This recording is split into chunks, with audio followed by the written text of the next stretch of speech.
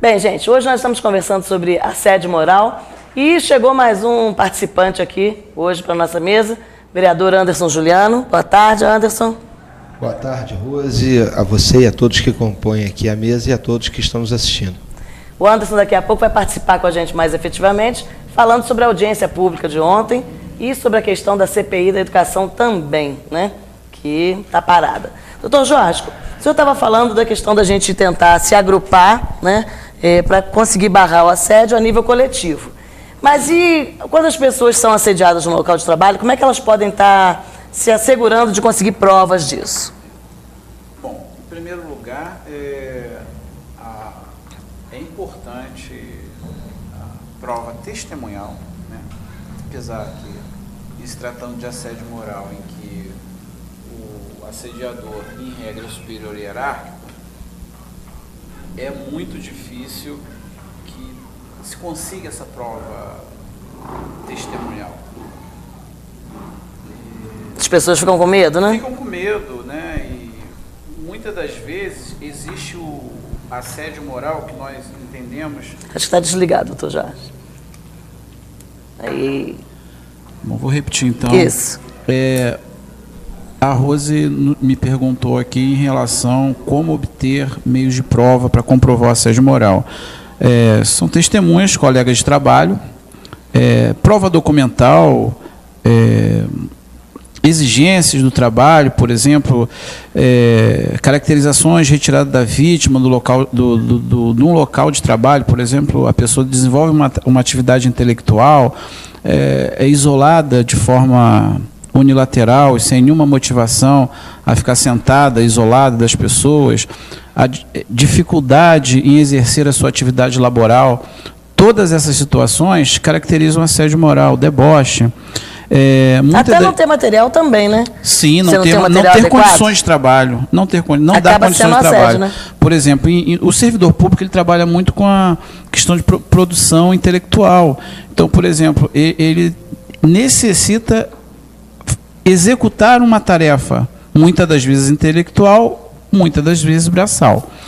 Se você dificulta esse tipo de acesso para que essa atividade seja realizada de forma continuada e repetitiva, isso sim se caracteriza como um assédio moral. A gente tem tido uma situação até curiosa, porque, por exemplo, o pessoal de auxiliar de serviços gerais acaba passando por uma situação constrangedora hoje, porque a maioria das escolas não tem produtos de limpeza.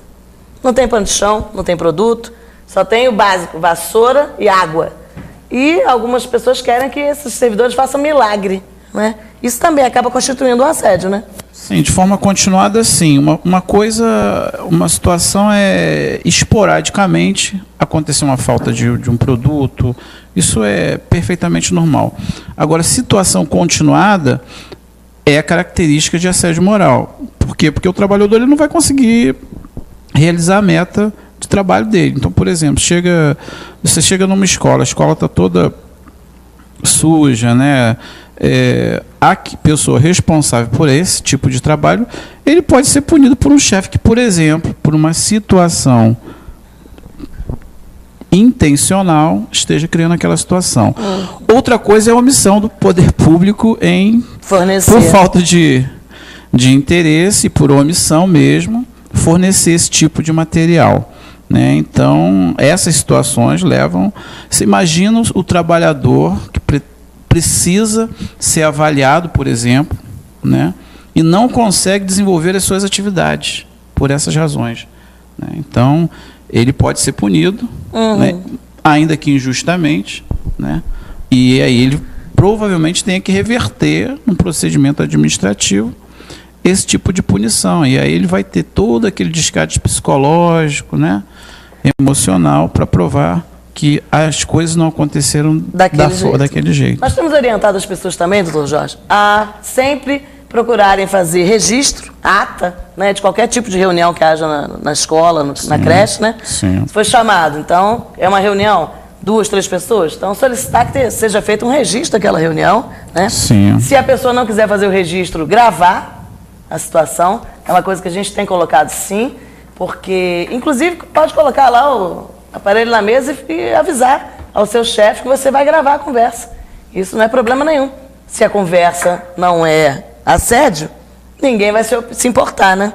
De estar sendo gravado. Com certeza. Interessante, Rose, que eu estava observando aqui a explanação do doutor, da aproximação com a entidade de classe. Né? Porque a pessoa, quando está entrando, qualquer tipo de serviço, né, o público ou o privado, às vezes ele entra com aquela euforia de, poxa, eu preciso fazer o máximo, e às vezes aquele máximo que ele vai fazer vai, mais tarde, fazer com que ele sofra um assédio. Porque quando ele, no início, né, ele quer mostrar que ele está dedicado, que ele é uma pessoa que faz quer fazer mais o melhor, do que deveria, até. não é? E por falta de informação, ele acaba excedendo no que deveria fazer. E aí, mais tarde, aquilo vai se virar contra ele mesmo. O pessoal tem usado muita expressão, e isso é uma expressão preocupante, quando o chefe usa a expressão vestir a camisa. É verdade. Porque vestir a camisa é muito vago, né? Às vezes a pessoa acha que eu não estou vestindo a camisa porque quer que eu faça 5 coisas além do que é a minha capacidade ou do que eu posso fazer naquele tempo disponível. Então, muito cuidado com essa expressão, né? Vestir a camisa, porque vestir a camisa não é ser bobo. Né? Vestir a camisa é a gente participar de um trabalho em equipe, né? Onde todo mundo colabora. Verdade. E o excesso de vestir a camisa, que o doutor estava... Em momentos esporádicos, né, a gente sempre frisa aqui no programa, né, às vezes há situações em que você vai precisar, né, até para que o sistema funcione, fazer um pouco mais, mas aquilo um pouco mais não é um pouco mais para sempre, né, um pouco mais para que se resolva aquela situação ali, né, e a gente vê isso muito dentro das escolas, né, por excesso de trabalho, muitas pessoas ficam doentes. Aí fica 10, 15 dias, 30 dias, aí você de se tanto sobrecarrega que vestiu também. a camisa rasgou, né? Aí a camisa rasga e rasga em vários pedaços, porque em vez de ser uma camisa rasgada, são 2. Né? Então, isso é muito complicado. Doutor Jorge, e esse tipo de prova, gravação, ata, isso é admissível em processo de assédio? É admissível em processo de assédio, sim. Mesmo a pessoa não sabendo que está sendo gravada, ou só a pessoa consentindo a gravação? Dependendo das circunstâncias, é possível que o juiz aceite a gravação, sim. A pessoa tendo ciência de que está sendo gravada, a prova de cara é considerada. No momento em que a pessoa não tem ciência que está sendo gravada, pode ser objeto de impugnação. Porém, é possível que o juiz entenda que essa gravação possa contribuir para a elucidação, não como elemento de prova, mas de convicção do juiz.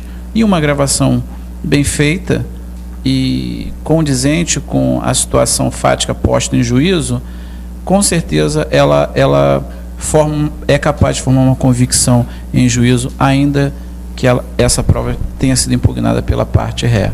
Outro fato importante, que eu acho que é importante que os gestores saibam, que principalmente o gestor público, né, os diretores, os gerentes, os supervisores e as direções, né, é que qualquer gestor público ele pode ser enquadrado na lei de improbidade administrativa, uma vez configurado o assédio moral. Por quê? Porque o servidor público ele tem o dever de tratar o seu colega de trabalho com urbanidade e civilidade. Está lá no estatuto. Olha, muito interessante isso. Então, na medida em que isso não ocorre, muitos juízes e muitos representantes do Ministério Público têm aberto procedimentos de improbidade administrativa. Por quê? Digamos que eu seja um diretor, um gestor público, e passe a assediar você, Rose. Você vai ficar doente. Sim, vai trazer consequências, né, financeiras, inclusive, para você. Eu posso retirar algumas gratificações suas, porque eu digo que o seu trabalho não está sendo bem desenvolvido. Traz uma consequência financeira, psicológica, você fica doente, você vai buscar tratamento médico, esse tratamento médico é oneroso para o Estado, você ingressa com uma ação judicial posteriormente, o Estado é condenado a pagar uma indenização por dano moral, e quem paga é a sociedade, por um ato seu, porque você não tratou com urbanidade e civilidade o seu colega e assediou moralmente. Então, por este motivo, esses gestores públicos são passíveis de responder por improbidade administrativa, com pena de multa, de fixação de valor indenizatório de até 100 vezes o valor do salário. É uma coisa que as pessoas têm que estar prestando muita atenção, né? Além de perda dos direitos políticos. As pessoas têm que prestar muita atenção, porque ocupar cargo de chefia não é fácil, né? A pessoa tem que estar ligada em muitas coisas. E, como a gente viu ontem, né, Anderson, a resposta financeira, inclusive aqui no nosso município, para quem ocupa cargo de direção hoje é baixíssima, né, Anderson? Já é baixa e com a ação que o Bom Tempo entrou, vai ficar pior ainda, né? Porque nós vamos para o comercial e vamos voltar com o Anderson para a gente conversar sobre essa questão do que está acontecendo em relação às gratificações de cargo em comissão e função gratificada.